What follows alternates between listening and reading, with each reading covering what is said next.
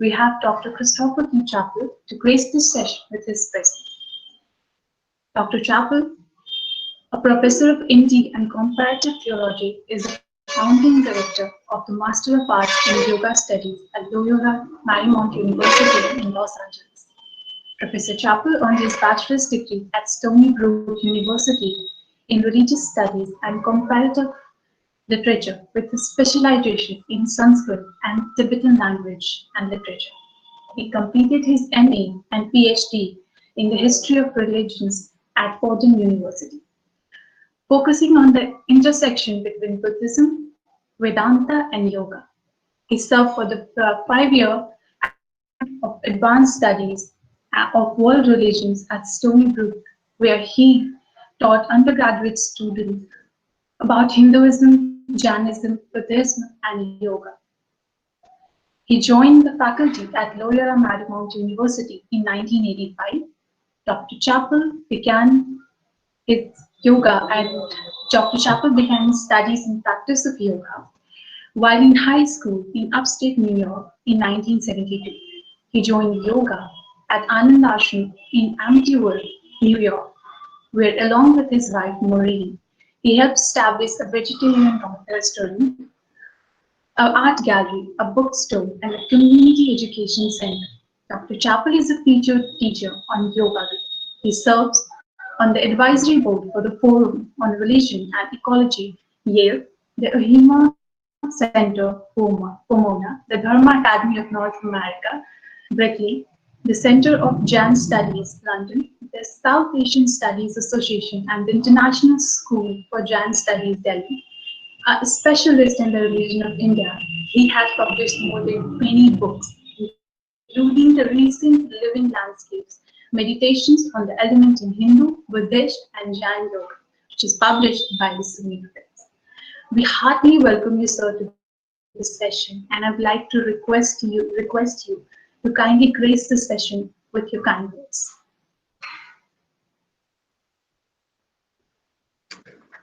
Okay, I want to thank you for that lovely introduction, and also to welcome people. So many of you have gathered, and I'm very happy to share with you what little I'm able to give in terms of wisdom in regard to the art of writing. Writing always involves telling a story. And the courage to think that one has a story to tell is a journey. And I'm certain that many of you are from various diverse disciplines. And what I will do is talk from the American perspective about how we have come into a relationship with a very specifically American form of expression, an American idiom that is informed by our history and our culture, and that our English is not a global English, but it is an English specific to America. So I apologize for that from the onset. And I also want to give you a few sample readings from a couple of the books that I have put together. And I also want to give you a little bit of an overview of the different styles of publishing that transpire within academia. And I'll make a few comments about some of the differences. So that's my project here, is to talk about American academic writing, to talk about finding voice, to give some examples of my own writing, and also to talk about different styles of expression within the academic frame. So I'm going to start with that rather technical thing because it's a little bit dry, and I'd rather have that behind us before we go into some of the more personal sharing and narratives. So the styles. Okay. This is actually a little bit of a moving target with the advent of online learning platforms. And what one is seeing coming with the technology of the learning platforms such as Brightspace or Adobe Connect, or even this platform we're working with today, is that this has given birth to the format of the short essay. And the short essay is generally requested to be posted to a platform in response to a query put forth by the professor. And it's actually a wonderful training device for the student to learn how to read a question carefully and learn through this interactive interchange with the professor what the professor would like to see. And I'll start with a really small example. So I'm starting with student work, then I'm going to start into sort of professional journal work, thesis and dissertation work, and published book work. So starting with this very simple beginning of the query, and the question is put forward. In 500 words, please do this, this, this, and this. So the student has to, first of all, examine, what is this question? What are the sources required? What is the tone that is being asked for here? And then organize it into 2 or 3 paragraphs where there is a clear thesis statement, there's some supporting conjecture or evidence, and some conclusion. And this can be structured both within, for instance, if it's a 5-paragraph piece of writing, an introductory paragraph, 3 supporting paragraphs, and a concluding paragraph. But within the paragraph itself, it would generally have a thesis stating the topic and the conjecture that's being made, then the reasoning given with some evidence, and then a conclusion. And as a professor of Sanskrit, and as someone who has been in, let's say, continuous conversation and communication with people of Indian origin for nearly 50 years, I want to just talk a little bit about the shloka and a little bit about the sutra and the brevity of Indian academic style. So, as you know from Sanskrit literature, there's 8 syllables, 8 syllables, 8 syllables, 8 syllables. And within those 32 beads can be contained the equivalent of an American paragraph. There can be the da-da-da-da-da, the premise, there can be da-da-da-da-da-da-da, the backing up of the premise, and then the da-da-da, the payoff. It goes very, very quick. And if we look at a text such as the Bhagavad Gita or the Yoga Vasishta, very famous shloka literature, we'll see that the philosophy will be approached from, and the narrative will be approached from a number of different angles, sometimes giving different points of view, sometimes reiterating but adding on to an ornamental description, and that there's almost a spiraling factor to this. And the idea is that there's this wonderful expression to be shared, and we can do it within this concise yet elaborate form. It's very different from the English language paragraph, a little bit more similar to Shakespearean iambic pentameter. Perhaps we'll have a chance. I'm hoping we'll have some question and answer period. Okay, so then the second convention that I want to lift up is the sutra and the commentary. And the sutra takes an idea and boils it down to a very pithy saying. In English, we call these quotes, and they are put into books like Bartlett's Quotations. But this became such a science in India that entire philosophies, in fact, every philosophy of India, built itself on the skeleton of these sutras, to which then became appended various commentarial traditions that can take and move that core philosophy in one direction or another. And this is very similar to Jewish responsive literature. It's similar to a degree to traditional exegetical biblical writings. And again, there's an internal logic, that there's a premise, there are supports for that premise, there are counter arguments against that premise, and then there's wrapping up and moving on.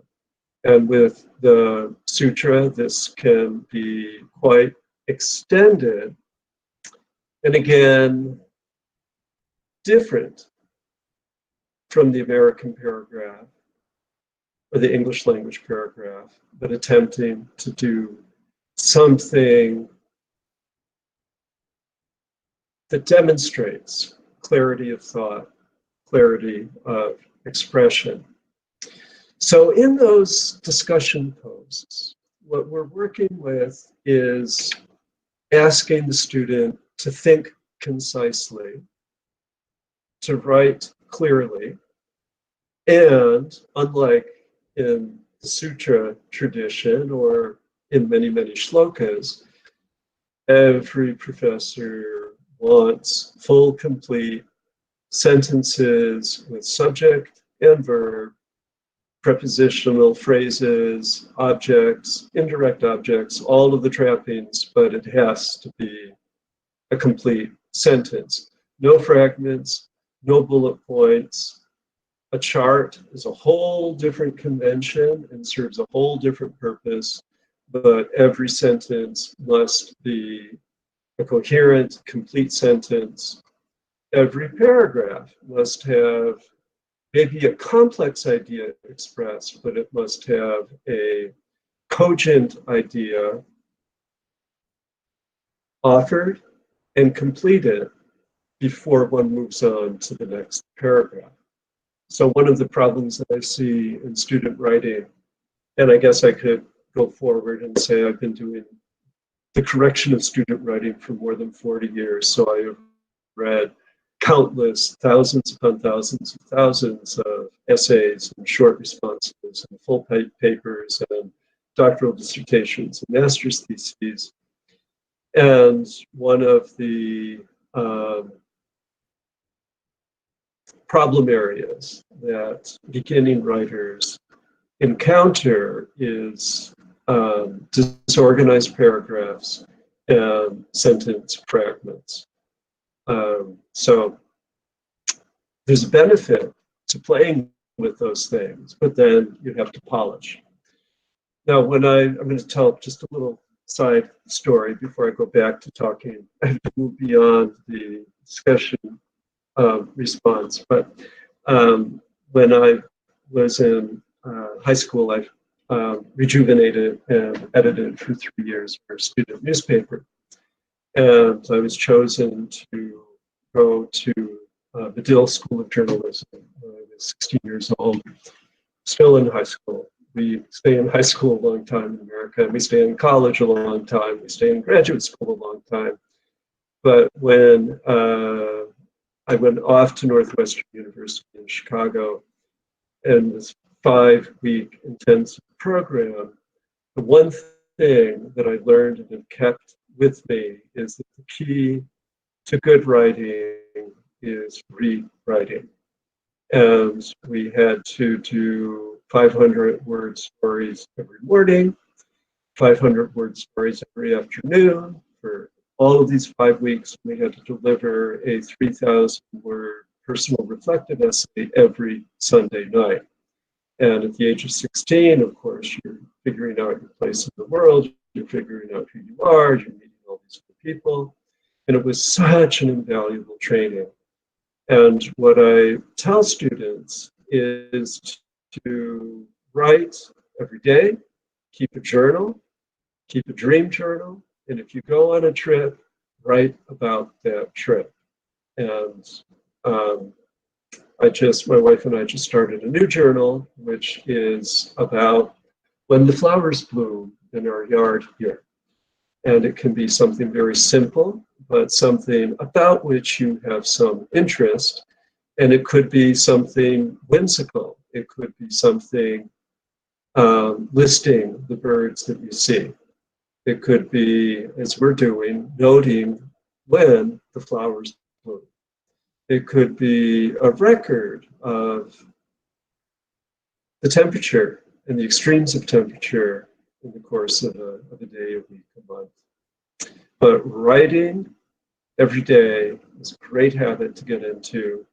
And the key to good writing is rewriting. Okay, so short essay question. Now, the second piece of undergraduate academic writing is the term paper. And there are many ways to assign term papers. What I've discovered, particularly since the internet, but even long before the internet, students are rather notorious for either outsourcing their papers or buying their papers or doing something that isn't quite honest. So what I was able to work toward, and I find it instructive even for my own writing, is to, and this goes to the title of this talk, is to make term paper assignments such that the student must find her own voice. So, for instance, I'm teaching a course, undergraduate course in world religions and ecology, and the students have to do engaged learning. They have to do volunteer work. It's a little bit of a challenge because much of the stuff is now online, as we are online. But what I'm asking is that they do 3 things. 1, find something that concerns them personally. This is an environmental reflection class, so is it air pollution? Is it space allocation? Is it energy? Is it forest fires? Is it protection of animals? For them to have an investment in the topic that they will pursue.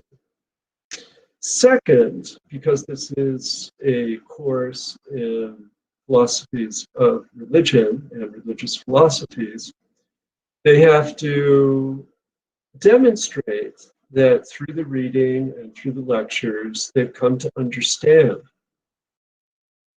one way of religiously relating to the natural world. So it could be the sense of Buddhist immediacy. It could be the Hindu Advaita sense of oneness. It could be the Jain sensibility that all life must be protected through the observance of ahimsa. It could be the Christian teachings on incarnationalism and theism, that God is expressed in all manner of what we find within the realm of nature. It could be the Taoist notion that we just simply need to go with the flow, but to articulate these ideas, to quote these ideas from sources that they've studied in class, to do a little bit more research on these ideas, and apply them to this issue for which they have some passion. And this is where what we're really working toward is the breakdown of the Cartesian separation of subject and object. What I invite them to do is for them to share not just sort of like their attitude or their opinion, but to share their heartfelt feelings about this issue, inviting in a little narrative from their own story. So what we end up with is a little bit of science research in the beginning, a little bit of religious research in the middle, and we end up with a little bit of personal narrative, perhaps all sprinkled throughout, but we end up with personal narrative. So I know, because I have 22 students in this class, from day one, I've found out where they're from, I found out what they're interested in. We begin with check-in every class in terms of how they're doing with the COVID quarantine situation that keeps us all on computer together, but computer apart. And from there, I know if they're writing from their own experience, or if, I mean, it's impossible for them to fake it. So that's academic classroom. Okay. Now, fast forward. A really good master's student has written a really great 100-page MA thesis that takes those requirements of being passionate, having research, having philosophical perspective, and having ownership. And they've been encouraged to go to do a PhD. And in that rarefied place within academia, what one would hope is that as the graduate student, the doctoral student, is pursuing her or his coursework, that some really great original research will come out. And I know this was the case for my own son-in-law in the humanities and my own son in sciences, that these coursework research projects call out for publication. And the job of the professor is to give a little bit of coaching about which journal might work or which platform may be good for sending this out for review. And it's also very important to understand that for advancement in academia, there must be blind review. And this is true in the hard sciences, this is true in the social sciences, this is true in the humanities, that we all need corrective, preferably from the editor of the journal or the press, and from two experts in related fields. So that work, which might have started just between the professor and the student in the classroom, could go out for review, could be designated by the editor of the journal, and for almost a dozen years, I edited a journal for Brill Corporation, Brill Publishers, called Worldviews, Global Religions, Culture, and Ecology. And we did some special issues. We did, collections of disparate research, 3 issues in each volume every year. And sometimes it would make it past me. I would get the proposal, I would get the manuscript in and say, no, this does not fit our journal, and reject it out of hand. And then more often I would say, oh, okay, I know 2 really good people who will be qualified to read this. So then the editorial assistant would reach out and say, hey, would you, or not hey, that's not so polite, but dear Professor XYZ, we have a wonderful manuscript. Would you be willing to give your assessment? So at this level of scrutiny, where we're truly getting into the academic writing, it will go out to these 2 readers. And sometimes you have to ask and ask and ask before you find someone willing to read. And what we ask in that review process is fairly basic. Is this interesting? Is this cogent? Does this present original research? Is this publishable as is? Should it be rejected? Should it be revised? And then quite often the reader, the reviewer, will return with 7 points. And this is one place where in academic writing, you really can make a list and you don't have to worry so much about the sentences. You will get feedback that says, do this, this, this, this, and resubmit.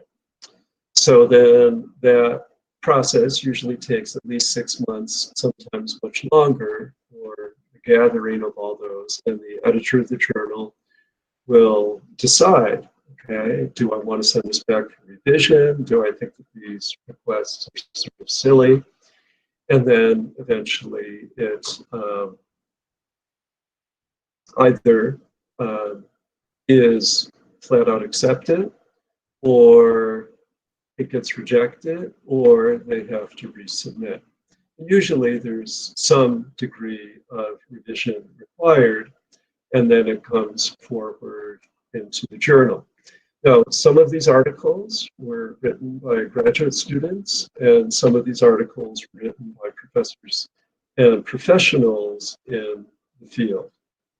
So with that particular journal, as you can tell from the title, we had global religions, culture, and ecology. So there had to be an ecology, a science side to it. There had to be a religion, and it could either be textual or lived religion, and it could be preferably any religion. And there had to be some anthropological implications. I want to use this word anthropology in 2 ways. One is that the study of the human person, okay, and that is writ large. So there's implications, ethical implications from these research papers that are published. And then the other thing is that sometimes it really truly is the social science of anthropology that has informed the methodology of the person submitting the article. And they've done field research, they've interviewed people, and they have done a classical social science study.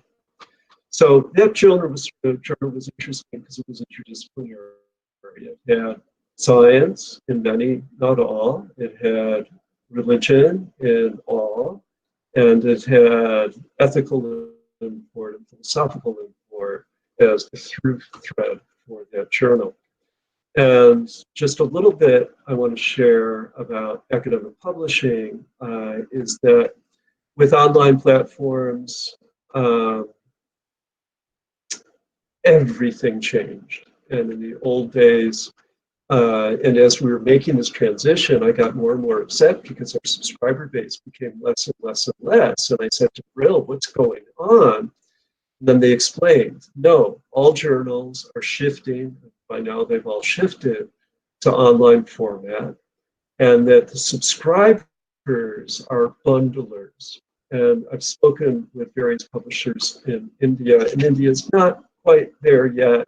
Sometimes I'll go into conversation with very high-level people in Delhi or Mumbai or Calcutta, and I'll be sort of talking apples, and they're thinking oranges, and I should say chiku, and they're thinking mango.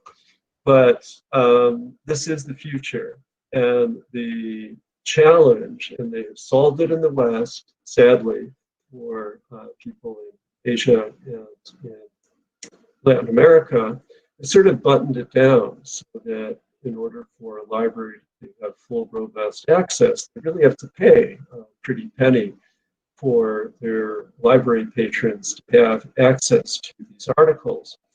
But the search engines are phenomenal. I come from a family of librarians, and I remember hearing when I was a little boy that computers were the future of the world. That's in the 1960s.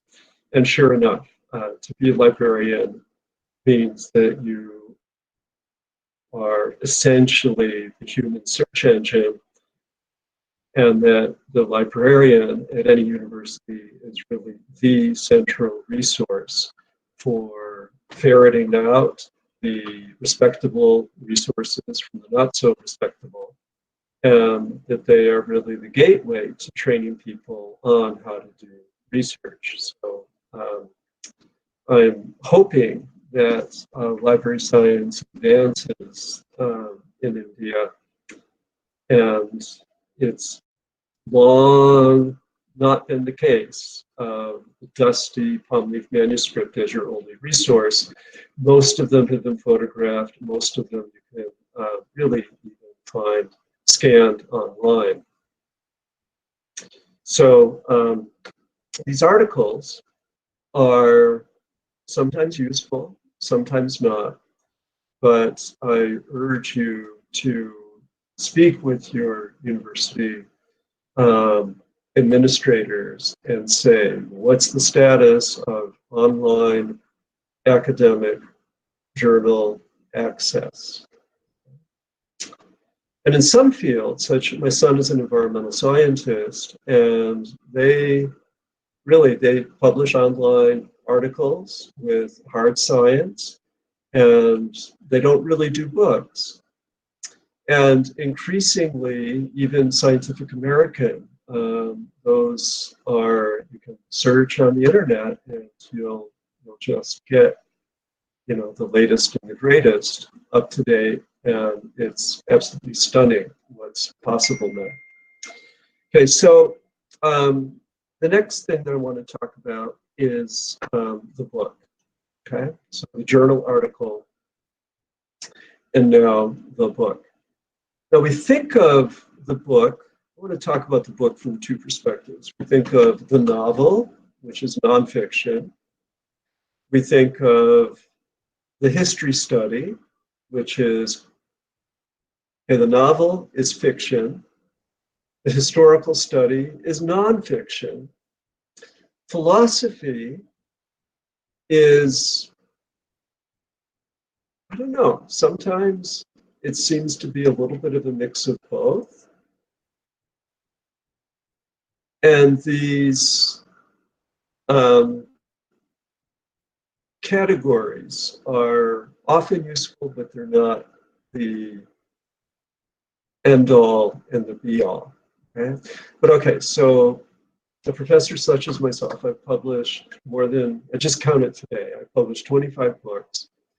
I just had something come out this week with DK Indology on Samaikana, the process of fasting to death in Jainism, and it's an edited volume. I worked with scholars from all over the world through the International Institute for Jain Studies in New Delhi, And we held a series of conferences you probably have been following that the Jains have a long-standing practice of just fasting and fading away at the end of life with permission of community. And in Rajasthan, a very young lawyer. Okay, I'm always astounded at how quickly people get through the academic system in India, but a very young lawyer thought that this was abusive to women and that people were being coerced to do this, and brought a case successfully to ban this practice, which really caused a great stir within the Jain community throughout India. So we ran 3 conferences, one on religion, one on law, one on science and medicine. And so the process, again, as an editor, not only of journals, but editor of books, is that we winnowed out the conference presentations. And I've learned that conference presentations in India are very short and do not tend to fully develop an argument. And I've seen this again and again and again and again, where there will be a 3 to 5 page summary, and then that's it. And in America, you give your 7-page, 20-minute summary of a 30-page paper that you winnow down to really essential points that you share. But it was really very interesting working with these short papers and then building them alongside much longer material that was done by both professors in India and from India, and professors from the States and from Europe. But the idea of this book was to address this really pressing issue. So with that style of writing, the editor has to conceptualize a theme. Quite often, this was the case with this particular project. There had been gatherings of people, experts in the field, speaking from various viewpoints and bringing to the table different methodologies of research and different quantitative research. One of them, quite fascinating, was a survey of announcements put in the paper of, so we all know the matrimonials, and in Jain community, if one undertakes the final fast, they generally publish it in the newspaper. So this becomes a research project, is to do a survey of who's announcing that they're taking Salankana, also known as Santara, also known as Samadhi Marana in Hindu tradition. So that was sort of hardcore social science research that was quantitative and drew these interesting conclusions. But again, that type of project is interesting, and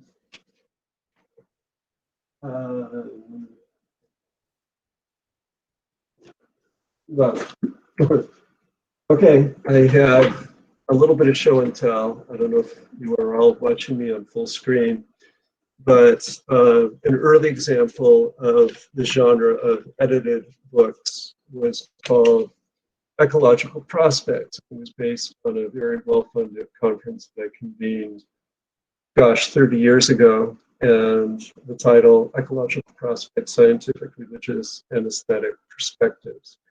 And we brought in top scientists,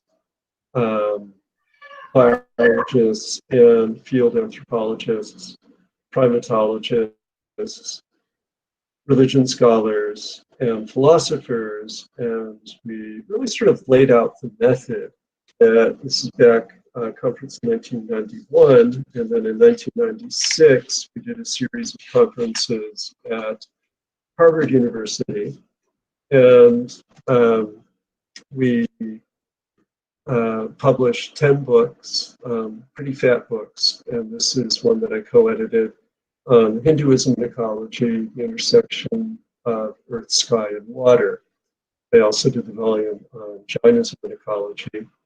But again, this genre, and we have one just that came out this week in India, Salankana, is that you think of a topic, and you do this in India all the time. You have a conference, you assemble the experts, they write, they share, they talk, they submit, they revise, the editors pull it together, and you get the book. And again, these articles need to have a clear thesis, they need to have substantiation, they need to do something that's not been done before. Generally, they will include something of a literature survey so that they give the context in which they are writing, and then draw a conclusion that fits in with the overall theme. So then, so these two are examples of topical and responsive. Another is textbook, okay? And one of the projects that I've been involved with for decades is training school teachers. And I've trained professors in India, I've trained, I don't know how many, but so many different high school teachers and middle school teachers that work with young people, teaching them about the world's religions. And this is generally included within social studies curricula, and it's essential for a peaceful democracy that is pluralistic to have the basics in a good way about what religions teach, a little bit of their history, a little bit of the people, about the people that practice the religions. And in America in 2001, and unfortunately this repeats periodically, but it really literally is a matter of life and death. And in confusion after the fall of the World Trade Center towers, Sikhs were killed because they were associated with Islamic terrorism, and that was just purely ignorant. And it happened again and again. And it's essential for a peaceful democracy to have a broadly educated population that has a sense of understanding and a sense of the history, not only of one's own place, but of world culture. So one of the things that we have created for teaching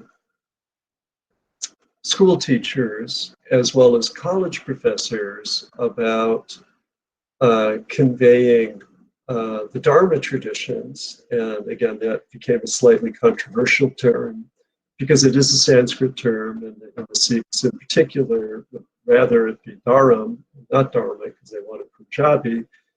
Sanskrit's for elites. Okay, so what? And not, you know, it's not their literature. Their sacred literature is really Punjabi and Hindi. So we put together this book that has called Dharma, which has the subtitle "The Hindu, Jain, Buddhist, and Sikh Traditions of India." And a colleague, Vina Howard, who is a professor of Indian origin at Fresno State University, served as editor. And I contributed the chapter on Jainism. And we are now actively working with a group of 20 school teachers that we will be bringing from all parts of the United States. There's a foundation called the Uberoi Foundation, and we will be bringing the students, hopefully, if India reopens and if we're all clear to travel, And they will have read this in preparation. Every couple of months, the author of one of the chapters does a presentation like what we're doing tonight, reviewing questions. And then for 4 days, they will live at Punjabi University, or actually Guru Nanak Dev University in Patiala. They will live in Sarnath at the Central Institute for Higher Tibetan Studies. They will live in Pune at a Jain Studies Center and visit the newly built Jain Museum there. And they will live in Benares and study at BHU. And that is, to me, really what this whole enterprise is about. It's not about an abstraction, but a real practical takeaway. And again, textbook writing, textbook editing is very, very important. Now, the last genre of writing that I thought I would give an example of is my latest single author book. And I'll just give you a little bit of background about how one becomes a writer, how I became a writer. I come from a family of 6, and I'm number 4, and all of my older brothers and sisters were avid readers, and they brought me into the realm of just the great children's literature, as well as science fiction literature, and it was a great gateway to going into the classics, as well as into philosophical and religious literature. And I've also, as you've heard, had an extended training in classical yoga, as well as 6 years of classroom Sanskrit and 4 years of classroom Tibetan, and 5 years of classroom French, and a year of classroom German, and 3 years of classroom Spanish, and a year of modern Greek. So what I love about languages, not that I'm terribly good at them, but they expand your capacity to access different ways of viewing the world. And what I have done in my work is draw from travel narratives that I generally keep. And I spent a fair amount of 2019, the short return in 2020 in India. And during that time, I would write about it. And I have about 100 pages that was just me remembering who I saw, where I went, the names of my hosts at the various universities I visited, and the various religious leaders with whom I was able to have conversations, as well as take darshan from. And I shared this out on Facebook with pictures, and I'm not even sure that anyone would even, want. I mean, I let it out as I was going along, so people probably took it in small doses. Now it's such a valuable document to me as I'm doing follow-up with people. But it goes back to when I was in grade school, was that I would just write and write and write and write and write.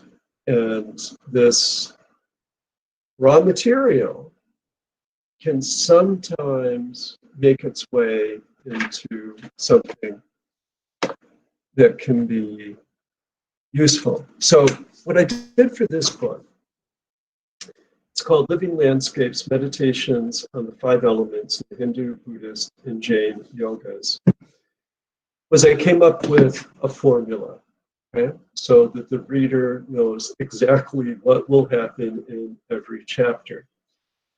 And I begin with describing the human body through the perspective of energy in yogic physiology. I describe the foundational trainings in meditation, in puja that I received as a very young person. And that training included the sustained concentration or dharana a month at a time on the 5 elements. So that, having given the preliminaries, the structure of the book unfolds as follows. That each chapter begins with memories stirred up by those months in 1973 and 74, where the month of October, we stared upon a plate of earth and reflected on earth 20 minutes in the morning and 20 minutes at night. And then in the month of November, we had water, and we sat with a vessel of water 20 minutes in the morning and 20 minutes at night. And it set a theme for that entire month. And then the month of December, the darkest of months in the Northern Hemisphere, we meditated on light, on Agni. And then the month of January was air, and the month of February was space. So start with some of those reflections, and at the advice of a professor at Harvard so many years ago, I finally made it with a couple of friends to the elemental temples of the Shaiva tradition in Tamil Nadu, with one in Andhra Pradesh. The air temples actually in Andhra. And so little narrative of that. And then the hardcore. So for 20 years, I have convened a Sanskrit translation group on Tuesdays. And we have taken the Garanta Samhita, we've taken the Yoga Vasishta, we've worked with the Prithvi Sukta of the Atharva Veda, and translated those passages dedicated to these very practices of the elemental dharanas. So we include it, or they get in the mix, and then there's sort of a takeaway. So I'm just going to give a sample from one of the shorter chapters. This is the chapter on water. And the subtitle is Life Giver and Purifier. Water provides the most basic needs for all forms of life. A topic sentence tells you what the paragraph is about, and this paragraph tells you what the chapter is about. Knowing one's water means to know the stuff of one's body. Water evokes clusters of memories and meanings. Learning about the source of one's water helps one understand the local watershed and hence the surrounding ecosystem. As a child, our family's water came from a shallow well, just 4 feet deep. When we moved to a different geological site, away from the Lake Ontario sediment plain to the glaciated Genesee Valley, our well had to be sunk more than 60 feet and also required softening to lessen the mineral content.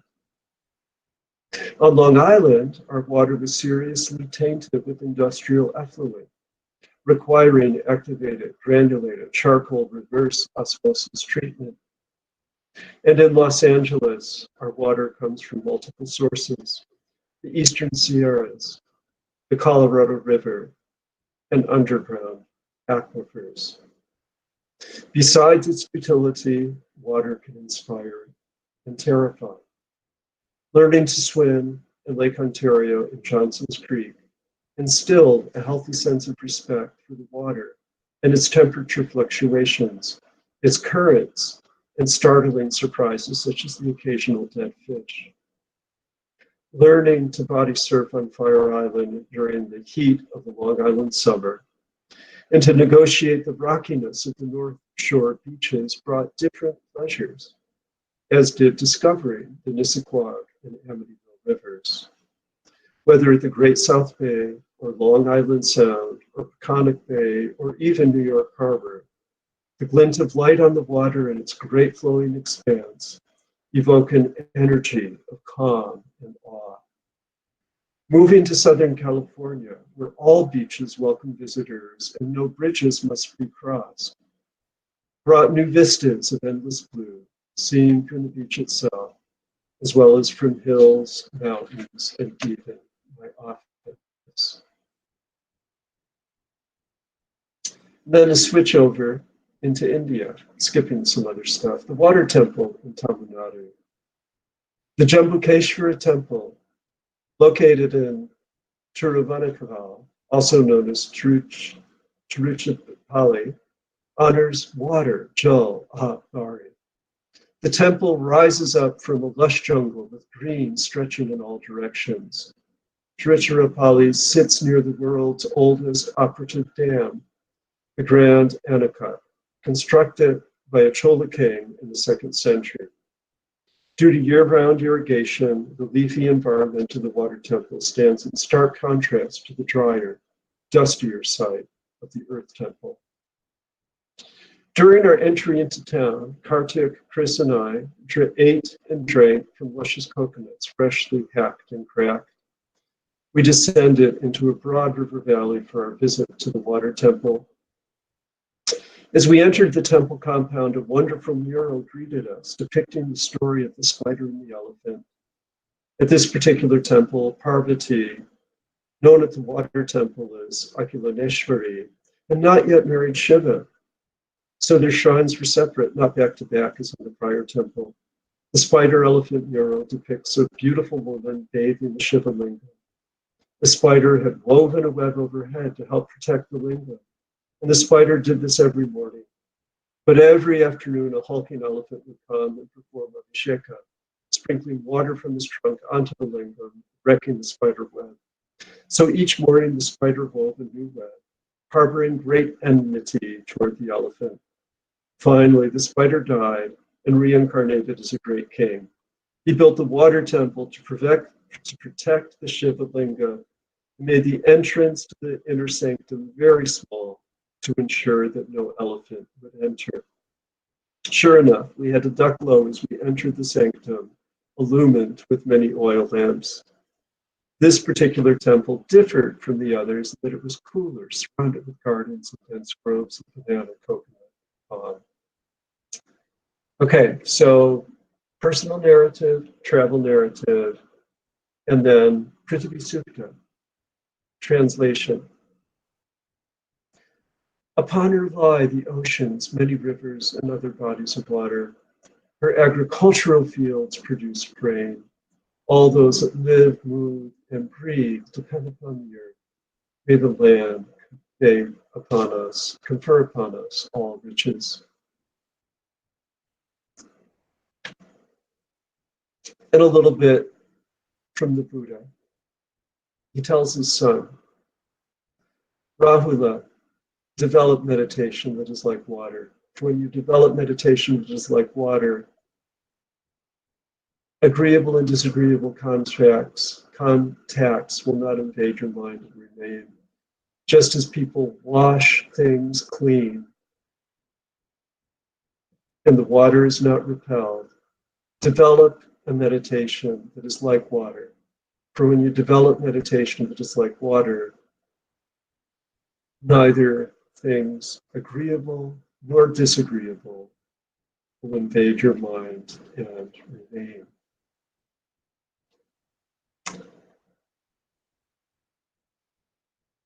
Jainism. Long biological texts. And in the Acharanga Sutra, it says, water takes 3 forms, snow, rain, and ice. And every water soul's body possesses the sense of touch. So explanation of Jain biocosmology. then Yoga Vasishta. Water takes the forms of drops of dew, asleep in the beds of leaves, constant at all times, tirelessly gleaming in all directions. So this type of research, that Tuesday afternoon translation research, provides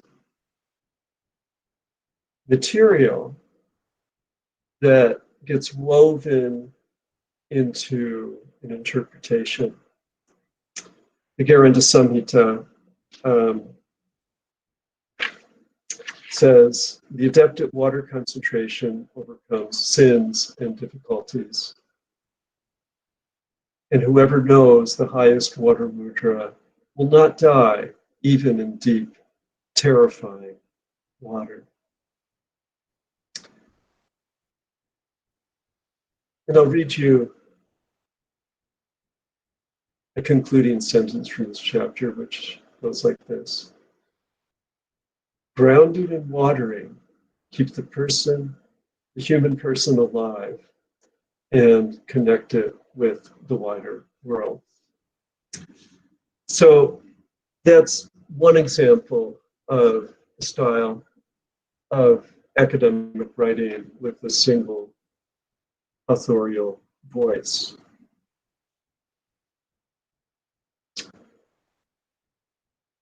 So what I want to do is to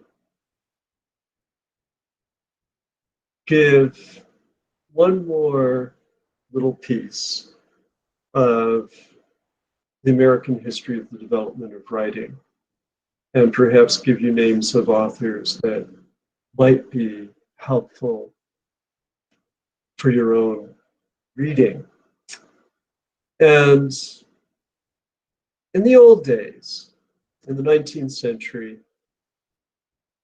American writing was very much Germanic in style, very complex sentences, and hard to pick apart. When I was in 4th grade, so it would have been, about 9 years old, 8, 9 years old. Our teacher spent part of every day reading us Ernest Hemingway's The Old Man and the Sea. It was a very important training that we received, because this was very highbrow literature. Ernest Hemingway is a renowned novelist. But what's remarkable about his work is that he writes simple sentences, not complex sentences. He paints pictures with his words. And even an 8-year-old can be transported into a place of reflection and meaning. And since Ernest Hemingway, American writing has never been the same. And I remember first, my first trip to India was 1981, and I was 25 years old. And I remember reading these newspapers. I could not make sense of them. And part of it is that there were so many words in every sentence. It was 19th century British English that had sort of made its way into the 20th century. And I'm happy to say that, having just lived in India for several months, that no, I can handle it now. And I think that there's been give and take on both sides. That there's really been a simplification of language usage for the better. And that this is really a hallmark of modern American writing. So I want to lift up two, so I'm going to contradict myself and say that two writers from the 19th century you must revere are Louisa May Alcott one of the most influential books I've ever read. And I give it to all of my international students to get a sense of finding voice, to get a sense of what it means to get over the temptation of plagiarism. And this book is called Little Women. It's made into movies every 20 years. There'll be a new version of it. There was one just last year. But in Little Women, which was written during the period of the American Civil War, or written about a period during the American Civil War, written a bit later. But Louisa May Alcott was born into a family that ran a school in a barn of transcendentalists. Her father was a leading transcendentalist educator, and in their salon would be such people as Emerson and Thoreau. And she put this all together into a coming-of-age story that is so, so charming and dear. And then the last person that I want to just lift up before we go into 20 minutes of questions, and I see some of them popping up. The last person I want to lift up is Walt Whitman. And Walt Whitman just embraces us with these words that are so exuberant, and we all could use a little bit of that, not only in the way we talk about in the world, the way we talk about the world, but also the way that we view the world in life day after day after day after day. Okay, so I'm hoping that this was somewhat helpful. And please, if you could send questions my way, that would be lovely.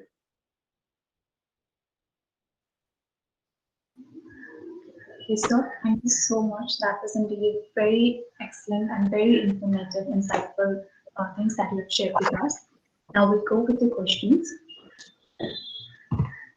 So, meanwhile, I'll request the participants to please stop all your queries in the comment box. We'll keep taking questions. Yeah, I'm trying to find where I can, where the chat is. Okay, I got the chat. Okay. Dr. Chapel, this is from the conference room. This is Dr. Tripathi. I have one question. See, you have written so much about Indian culture, Hinduism. You have been the scholar and student of Hinduism for a very long time. So my question is, have you ever found it difficult to understand as a writer and write about Dharma or Hinduism or about India, simply because you hail from a different culture? The point is that do you think that culture also intervene or influences a writer while writing? Yeah, this is why I learned early on. I started as an anthropology major, and I talked a little bit about the subject-object divide of Descartes that I am adverse to. And what I discovered was that the immersion into language was so essential. So language study from a young age was very, very important. Language study coupled with philosophy. So in my ashram years, we lived really as sadhus driving cars. I don't know quite how to put it, but to this day, I fast every week, keep silent, really have daily sadhana, puja. I mean, there was just this, I'm not going to say that I'm an Indian, obviously, but what I can say is there was a decentering and a sustained reflection on cultural difference, but also on common humanity. So my job as an educator has been to do the process of what we call hermeneutics. And in the philosophical realm, we have language that comes to us from the phenomenologists,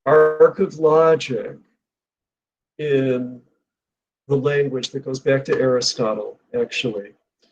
It was the classics that informed the emergence of the American university, or rather, well, the American university, but before that, the European university, which is only about 1,000 years old. And it was the rediscovery of the classics, it was the rediscovery of Aristotle, and it was the assertion of this logic, which is different from the styles of logic that we have in India or in China. And I've grappled, I've transcribed, I've organized, I've done so much with Indian language first speakers publishing in English. And then I've had so many students of Chinese origin, and there's a spiraling in Sanskrit logic that is always suggestive, and the optative, it could be verb tense mood is just ubiquitous in the open-ended discovery that's so characteristic of Indian language style and thought style. And then in China, it's like they just paint these pictures. And yeah, it's a whole different, and because I haven't studied classical Chinese, I'm just in awe of people that are able to sort of move the Chinese language, first language speakers, into serviceable English. So that would be my advice, is to read every morning, read something from the Atlantic every morning, read something from the New York Times, and go back to the children's classics. And Secret Garden, Little Women, A Wrinkle in Time, important. Okay, is there any specific format of technical nature to write the PhD thesis and the writing of articles? Yes and no. When I went and heard my son's doctoral defense, it was very interesting because it was about the restoration of wetlands in South San Francisco Bay with GPS survey of precipitation longitudinally based on satellite imaging, and about the viability of very specific native plant species being reintroduced to this degraded ecosystem. Yet, it was conveyed in such a way, despite the dense graphs and the hard math and the analysis, there was an overarching theme, like, how are we going to get this ecosystem restored? And there were well-placed illustrations and very understandable graphic displays. So goes to Aristotle that you have to give your premise, your thesis, you've got to back it up, you've got to wrap it up, and then you've got to develop and develop and develop, but you need a very clear beginning, you need a very clear middle, and you need a very clear end. So,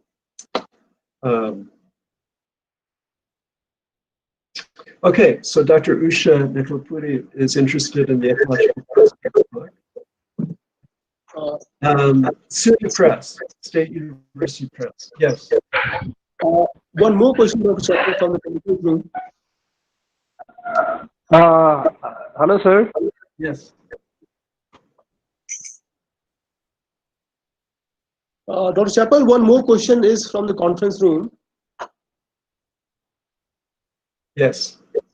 My colleague, she wants to ask one question. Very good. Hello. Hello. Dr. Tripathi, I will also ask a question. All I'm right, all Ajay right, Chaubey here from NIT Uttarakhand. right. So, So, right, okay. Dr. Chaubey, first you go ahead. All right. Professor Chapel, thank you so much for this wonderful talk and sparing your time for all of us. My question is that especially there are so many beginners in academic writing and so many research scholars are there. So on their behalf, and even I'm also a beginner. I'm not uh, as veteran as you are. But sir, my question is how to avoid jargons while uh, practicing the academic writing. Mm. Well, there's some words that are still very serviceable from the 19th century in Indian English, and they're totally acceptable, and that's fine. To get clarity of writing means that to read it aloud and then say, how does this sound to me? Am I just going into some jargon that obscures and then rewrite it? Just rewrite it, and that might help with the quest for clarity. So, as I said earlier, the key to good writing is rewriting.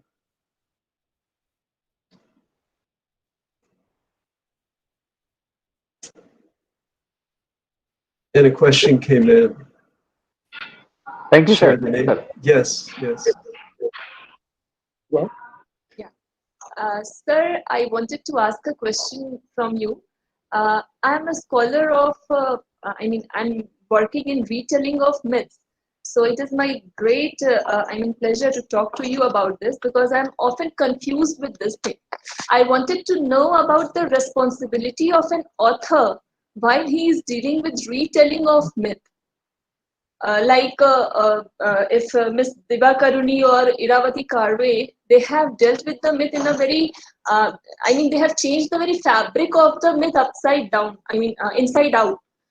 For example, they have shown the relationship of Krishna and Draupadi as the lovers, and they have questioned the very potency of Bhishma Pitama, the Devadatta. So I wanted to know whether is there some responsibility when a author is dealing with the retelling of myth and the characters from the myth and legends. Yeah, that's a great question. And there are so many different versions of the Ramayana. There are so many different tellings of the Mahabharata. And there are, in fact, different villages and different narratives from the Mahabharata. And poetic license is inviolable. And as long as someone is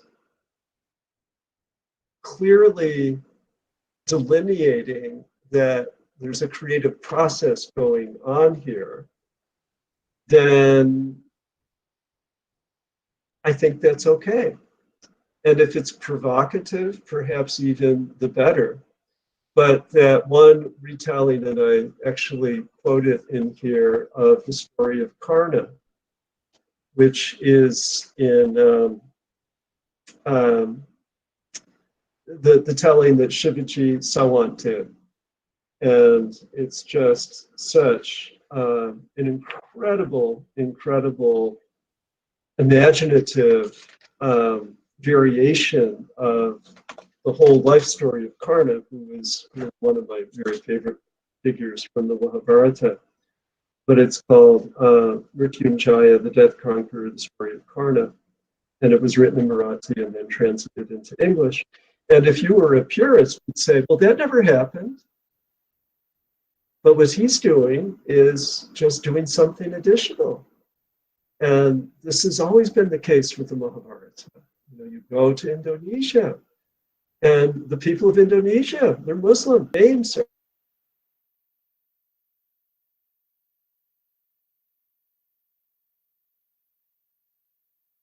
the more creativity, the more voices, the better. And yeah, because you always have to say, okay, which version? And yeah. And I love how the Jains. Can you repeat the question? Sure, sir. He has asked, are there any methods that can be applied to incorporate students' primary discourses into our learning experiences? Ah, very good. Yes. And to interweave creative writing with reflective writing, I find the best is to ask them to respond to something that's very specific. So, for instance, I love writing exams because I just think they're so much fun. And the discussion board is a bit like an exam. And for instance, you heard me suggest in that opening of the water chapter to know where your water is. So what I might say in a question, it could be an exam question or it could be a discussion post. There's pretty much the same thing, the essays that get generated. But in class, we all shared the source of our drinking water when we live at home. In the Prithvi Sukta of the Atharva Veda, we've read about the importance of access to clean water. Quoting from that text, could you share from your own experience how you first came to value the availability of the water that we often take for granted? Okay, now that's a little bit awkward, but there were sort of three parts to that. Okay, so literature part, science, geology part, and a reflective personal part.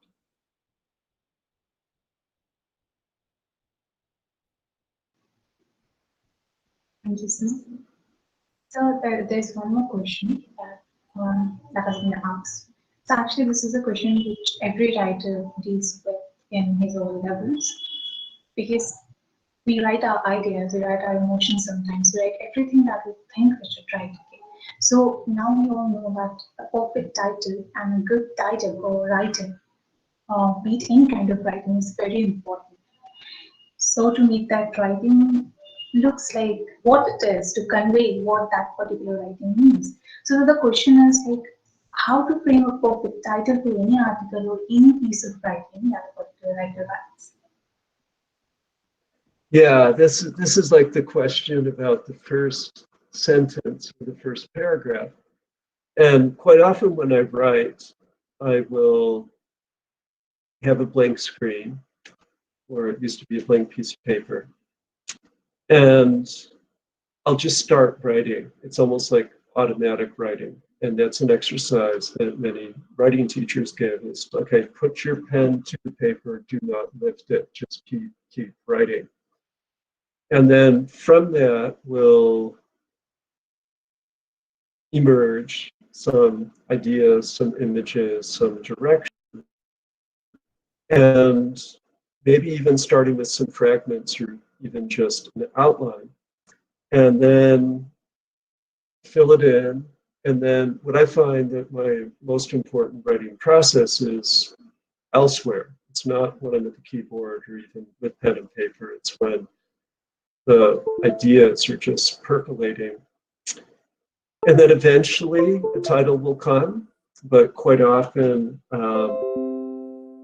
it will be a little bit different from what I thought would be. And then particularly that first paragraph, you can't write the first paragraph until the whole thing is done. And that is an important lesson to learn. It really gave me permission to always abide by that teaching that the key to good writing is rewriting, and that what you start with may not be what you end up with. I hope that helps. Thank you so much, sir. So concluding this session, there's one last question that we'll take. The question goes like, why and how did you choose Indian culture for studies? Oh, that's so great. And it really is literature and people and school. So Secret Garden, Little Princess, those books were written by a Brit who had lived in India, and it really created a lot of interest on my part in Rama and Krishna when I was, 4th, 5th, 6th grade. And then when I was in 9th grade in social studies, we, for an hour a day for 10 America, my first semester, I studied South America, I studied Africa, I studied China, Japan, and I studied India. And I actually started Sanskrit, and Sanskrit won out from when I started school at 17, turned 18. And India sort of won out, but it could have been any one of those cultures. But it was because of that literature that I immersed in as a child, and because of really the excellent education that we received in small town New York State. But that much we devoted to each of those areas of the world. Thank you for that question. Thank you so much, sir, for sharing your experiences. Thank you so much. That was indeed a very informative and wonderful session for all of us. Now, I request Dhananjay sir to take over. Well, thank you, Professor Chapple. Thank you so much. This was really a very enlightening session, and I have been looking for your session like anything. I have been reading your books for last many years. I remember there was one participant who was asking the title of your books. He can reach me out. I have all the books.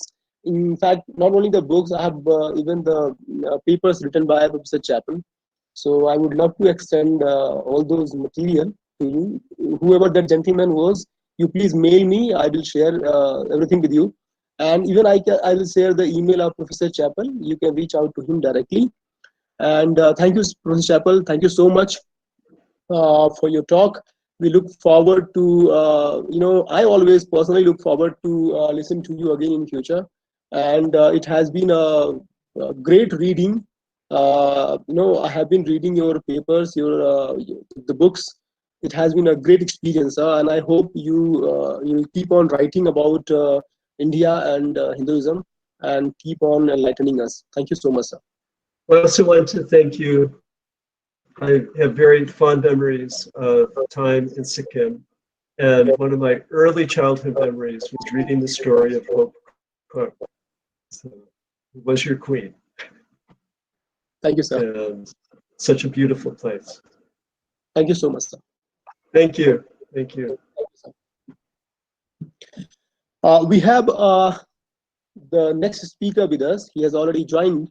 Professor Azhar Kazmi has joined us from Saudi Arabia.